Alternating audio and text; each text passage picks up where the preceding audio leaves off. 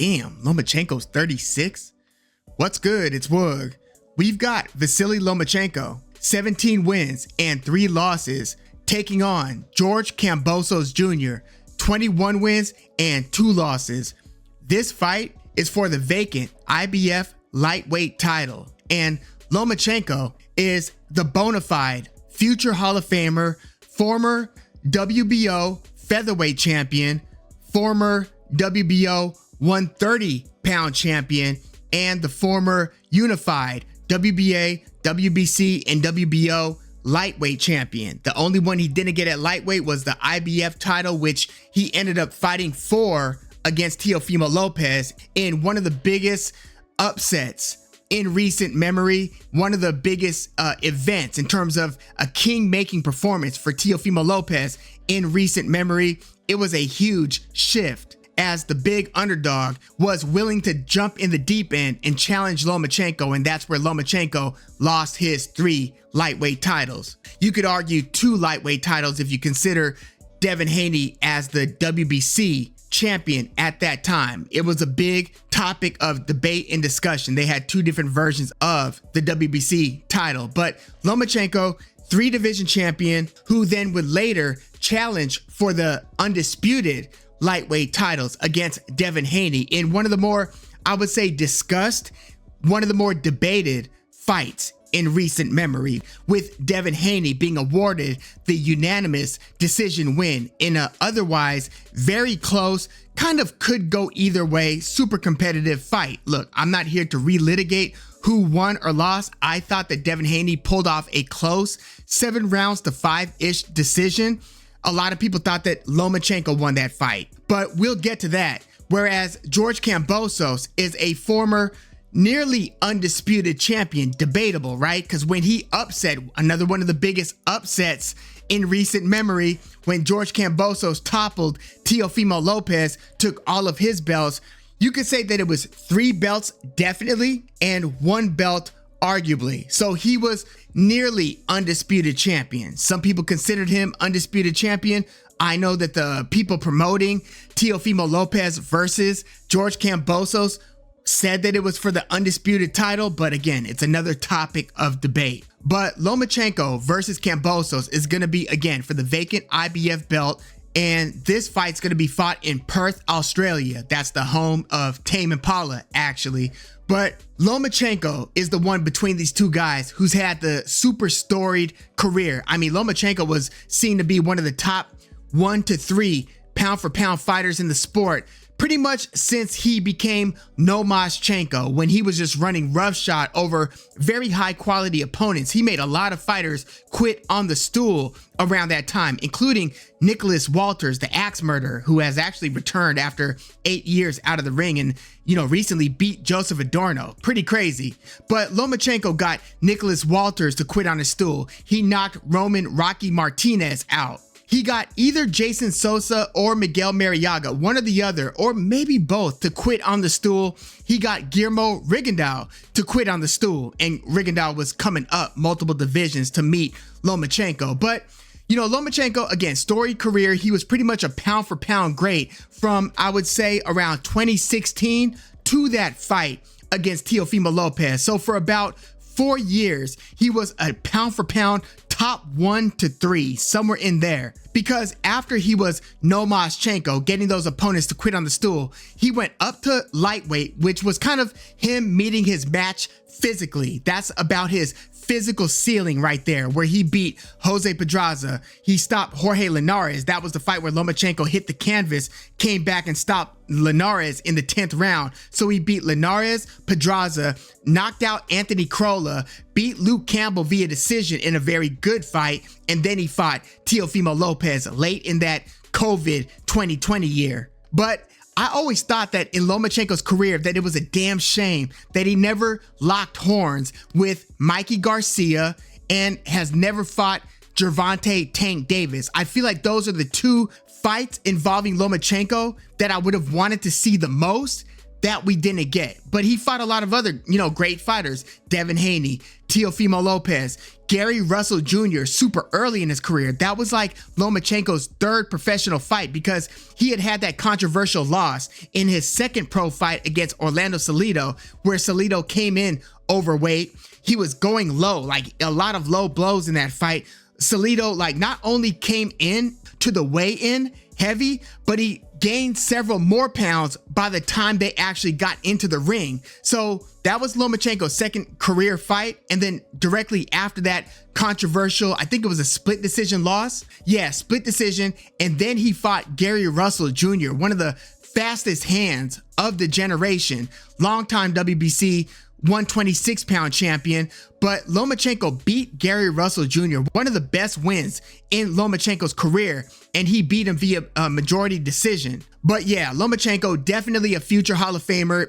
He had the nicknames The Matrix because of how he was ducking punches in the pocket. His nicknames were also like Loma, High Tech. They've called him all kinds of things. Again, Nomaschenko. He's a former two-time Olympic gold medalist, one of the greatest amateurs ever. So yeah, Lomachenko, he is just super decorated, accolades-wise. But he is 36 years old, heading into this fight against George Kambosos, who I feel like the public keeps on swinging in terms of our perception of Kambosos. He had those super close split decision wins over Mickey Bay and Lee Selby. Those were two fights that really could have gone either way. And then he had that performance of a lifetime against Teofimo Lopez, who, Teo fought a very poor strategic fight, came in guns blazing in the first round, was just head over skis, walked into big shots. Teofimo Lopez dramatically got knocked down in that first round after coming in trying to knock Kambosos out in the first round. So Lopez himself got dropped, but Lopez started to rally back a bit. People, kind of forget that Kambosos got dropped in that fight, and this ended up being a split decision win for Kambosos. But yeah, performance of a lifetime there. And then, as much as the public's opinion of Kambosos would have grown because of that performance over Teofimo Lopez, everything was just reset back to, I don't know how good he is or if he's even that good at all,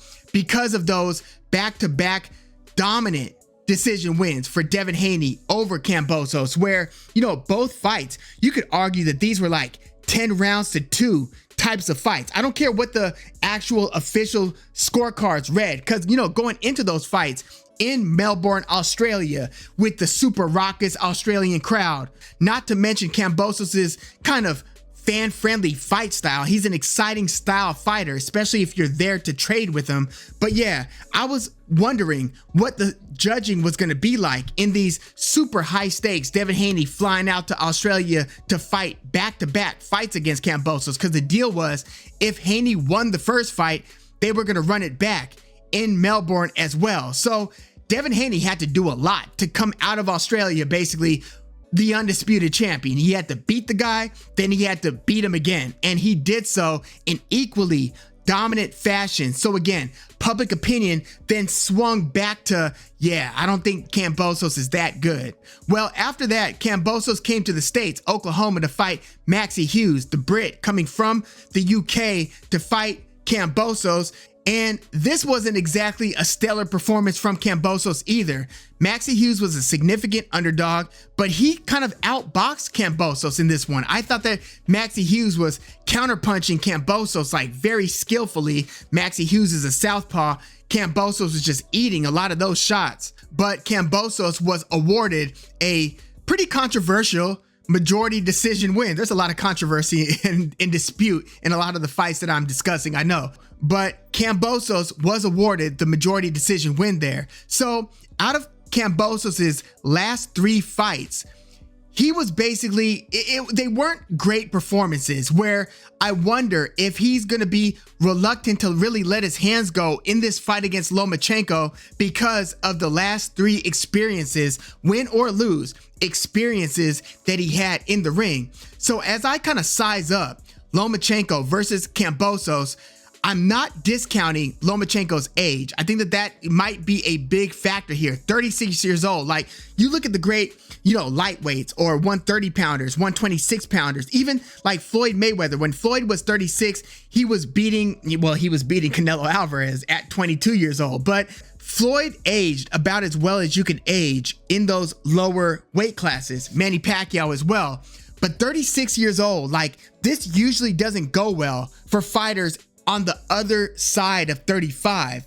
But, Lomachenko takes good care of himself, hasn't been very active. He fought once in 2022 after returning back to the Ukraine after the Russian invasion. So Lomachenko returned to the ring because he fought Richard Commey, looked very good against Nakatani and against Richard Commey in 2021. Then he was out of the ring for like a year, comes back in October of 2022 to fight Jermaine Ortiz in another could go either way type of fight. That was one that Lomachenko won via decision. And then he fought Devin Haney, where he lost the disputed but unanimous decision. But Lomachenko fought once in 2022, once in 2023, and now it will have been another year since his last fight against Devin Haney, to where it's another year of inactivity going into this fight against Kambosos. So I don't like the age. I don't like the inactivity. Lomachenko is a southpaw. Maxie Hughes was a southpaw. Maxie Hughes has a different style than Lomachenko, but Lomachenko is still somebody who's coming in and taking angles to look for opportunities to let his hands go. And what Lomachenko, if you look at his punch pattern, one of his better combinations is when he kind of sneaks that left hand in there, but he'll ambush with the left hand, follow it up with the jab hand on top of that. I'm going to look for Lomachenko landing that left, because again, his backhand, he'll land the backhand and then put the jab hand on top of that. Look for him doing that against Kambosos. Kambosos, he's going to be looking to get his punches off at range. He likes to be on the outside and then kind of ambush his way in with one or two punches. I think that at range, Kambosos might look like he's matching Lomachenko in hand speed, especially early, because Lomachenko, if you look at his last, at least his last two fights against Devin Haney and against Jermaine Ortiz, he's been a bit of a slow starter, even against Nakatani to a degree, and certainly against Teofimo Lopez. He gave up arguably like 4 of the first 5 rounds against Teofimo Lopez. So it's going to be very important that Lomachenko doesn't allow Kambosos to gain confidence and to get the crowd into it by having a slow start. Because if Kambosos looks good early, the crowd's going to be losing their minds in Australia. And again, Kambosos kind of has a fight-friendly style. I was talking about this recently. TJ on YouTube or Chilltown Boxing on Twitter, we were talking about this fight, and he was mentioning some of the matchup issues that might end up making Kambosos way more competitive than it might seem on paper. Because look, if you look at the betting odds, Lomachenko is a 6-1 favorite. Again, this is a 36-year-old who has been out of the ring for a year, and he's still a 6-1 favorite over Kambosos, who's like a plus 550, a 5.5-1 underdog. So I look at these betting odds, first of all, as being a little bit outsized. Like, I know that Lomachenko is the Hall of Famer between the two, but timing matters. Where you are in your career trajectory matters. So if you look at like Lomachenko's fight against Jermaine Ortiz, this, again, was a could go either way fight. A lot of people thought that Jermaine Ortiz won that fight. I watched it back like another 2 or 3 times, and I'm coming out of this like Jermaine Ortiz. This should have at least been a draw. And this is after watching the fight like 3 times, like very intently. Like when I watched the fight, I was going round by round. Same thing with the second watch and the third watch, and I would have to kind of squint to find a way to give Lomachenko that decision. I mean, Jermaine Ortiz started the fight really well, especially in the first 4 or 5 rounds. It took Lomachenko at least 4 rounds to get cooking. Lomachenko rallied back like he did against Devin Haney. He showed out in the second half of the fight. Devin Haney, by the way, I thought certainly won the 12th round against Lomachenko after Lomachenko had his 2 best rounds of the fight, rounds 10 and 11. So Lomachenko can't afford to fall back on the scorecards here against Kambosos. I think that he's going to have to assert himself rather early, more like he did against Nakatani and Commey then falling back in the way that he did against Teofimo, Jermaine Ortiz, and Devin Haney. Lucky for Lomachenko, I don't think Kambosos is as quick. I mean, just in terms of twitchiness, is as quick a fighter as Jermaine Ortiz. Like, he's not a slow fighter by any means. Like, Kambosos has some hand speed. He does. He doesn't have the greatest IQ. He kind of has one style, and if it's working for him, great. If it's not working for him, he's not the best at making adjustments. Although after Maxie Hughes built what I thought was a substantial lead over Kambosos, I thought Kambosos fought the second half of the fight a lot better against Hughes. Yes, Maxie Hughes developed a very nasty cut, but I thought that Kambosos was able to let his hands go and to kind of even things out, land more shots later in the fight against an aging Maxie Hughes. So this one is going to be interesting. The early rounds, I feel, are going to matter a lot. But I think that Lomachenko knows this, and I think that he's going to try to put his foot on the gas and maybe start pushing the pace sooner rather than later against Kambosos. Now, what does that mean in terms of how elusive Lomachenko is? Will his aggression make him an easier target? I think that it will. Is Kambosos confident to let his hands go, given, again, his last 3 experiences in the ring, especially against this southpaw in Lomachenko? And I think that Lomachenko will be catching Kambosos clean with shots the sooner he could get inside. Lomachenko doesn't want to just stand out here and make it a kind of a gunslinging battle at range. I think that that would actually bode well for Kambosos. Look at, again, how he performed against Teofimo Lopez. But if Lomachenko is able to kind of start getting inside in the way that he was against Nakatani, that could be bad news for Kambosos. And I trust Lomachenko's ability to recognize the situation here, to hear the crowd roar every time Kambosos starts looking, like whether he's landing or not. If Kambosos is throwing punches, the crowd's gonna react. The reason they were dead silent against Devin Haney is because Kambosos was reduced to keeping his hands in the holster, basically, for much of those 2 fights against Haney. So Devin Haney really didn't give the Australian crowd anything to cheer about. Lomachenko is going to have to do something similar, but in his own way. I think he's going to, again, have to get a bit aggressive early because he is the shorter fighter with the shorter reach and the aging fighter. He's going to have to shorten the gap, shorten the distance between the two. And again, I trust his IQ more than I trust Kambosos'. It's going to be interesting to see how Lomachenko deals with Kambosos' relative athleticism. Look, Lomachenko is the better athlete between the two. Again, he's one of the greats in the game. And just look at his workout style. Lomachenko is a bit of a freak of nature athletically, not to mention his skill level. But again, you can't get around the 36 years of age here. But I think that he's going to take more shots than he normally does. And I think that because of that, we fans are going to get treated to a bit of a slugfest. I think that this is going to be a high action fight. I don't think that this is going to be like too technical a chess match. Lomachenko, I think, is going to have to make this a higher volume than a lot of Kambosos' recent fights type of fight. And again, I think that Lomachenko is going to get hit more, but I think that he's going to do a lot more hitting in the process. I think he might actually drop Kambosos in this fight.